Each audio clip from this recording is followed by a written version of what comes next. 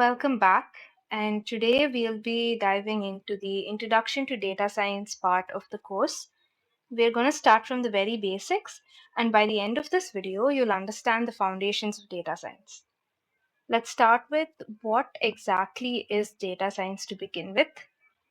So, simply put, data science is all about extracting your knowledge and insights from data. Think of it like being a detective, but instead of solving your crimes, you're solving problems using information. And it's an interdisciplinary field, meaning it combines your statistics to understand patterns, computer science to process information, algorithms to make predictions, and systematic processes to do it all reliably.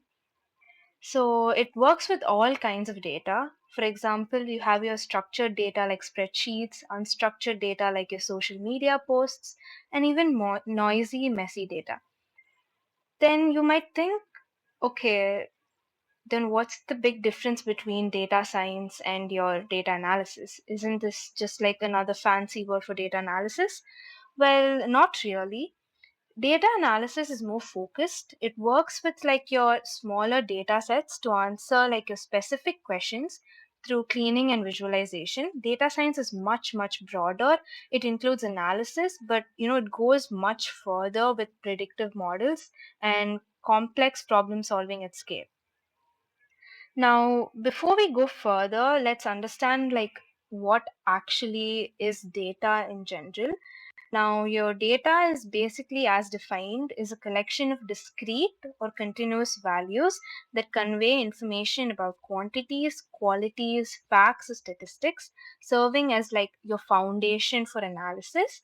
Now, think about it this way. When it comes to discrete values, you can think of number of students in a class. Now, it varies from class to class. It could be like section A has 25 people, section B has 26 people, section C has 27, and so on and so forth.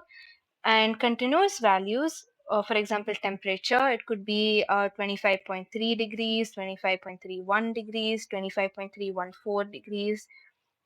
So you get the idea, right?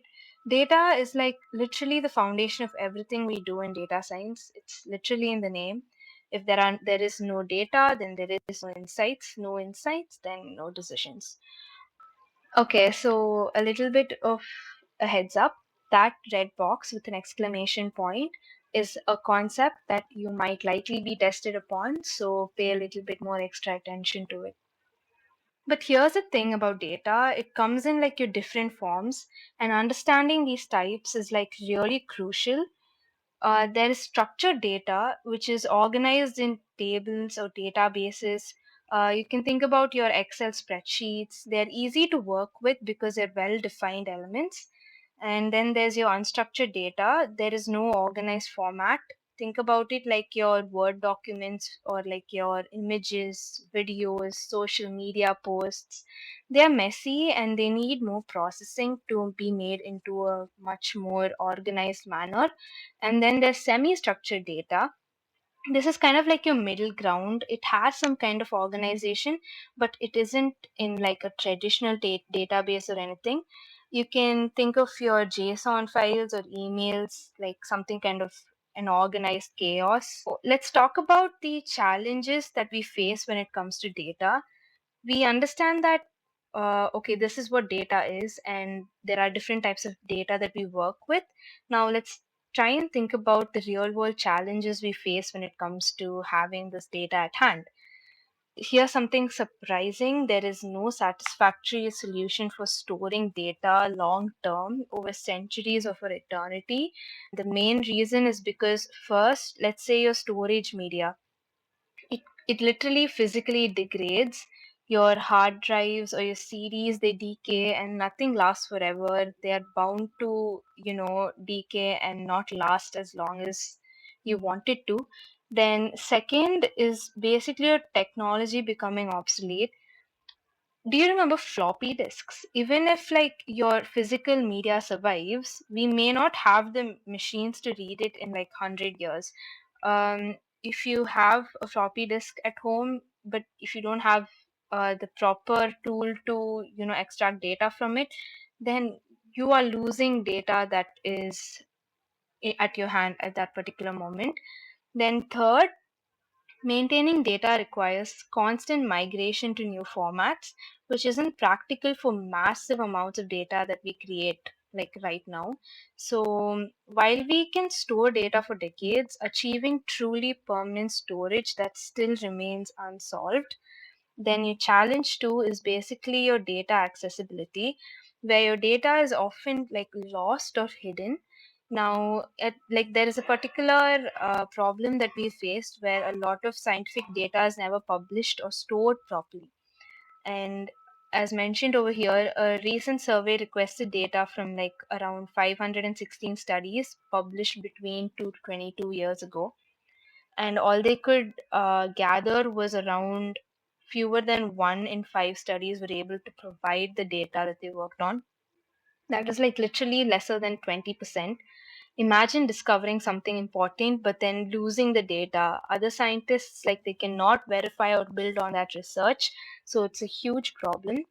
What exactly could be the solution to these problems? That is basically your FAIR data, and that is really important because FAIR stands for your findable, which is easy to locate, accessible, which is easy to retrieve, interoperable, works with other types of systems, and reusable, which can be used to build in like your future research work.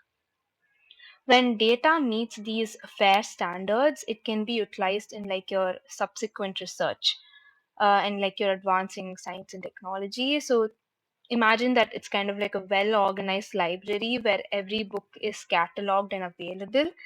That's what we need for data in general. So, with all of these challenges, how do we organize data effectively? So, the main goal of data organization is pretty simple. It is to arrange data in a form that makes it easily available to the users. But to do this right, we need to follow three key principles. First one being homogeneity, that is, all the data items should be grouped in such a way that they are, similar to each other. So, for example, you should not mix your ages with the names in the same column, so they need to be homogeneous. Next is your clarity. There should be no confusion about where data belongs. Everyone should understand like what field each of that particular field means. And then there is stability. The organization shouldn't change every time someone analyzes it differently. Basically, your data, that structure of that data should remain consistent, and the data item should be stable. Today, we've covered what exactly data science is and how it extracts insights, the definition and types of data, the challenges of data longevity and accessibility, the importance of fair data, and how to organize data properly with homogeneity, clarity, and stability. Um, just a small thing to note that data science literally transforms your raw information into valuable insights. And it all starts with these fundamentals. So I hope you gained something by the end of this video. And in the next video, we'll be diving into data pre-processing tools and techniques. And I'll see you there.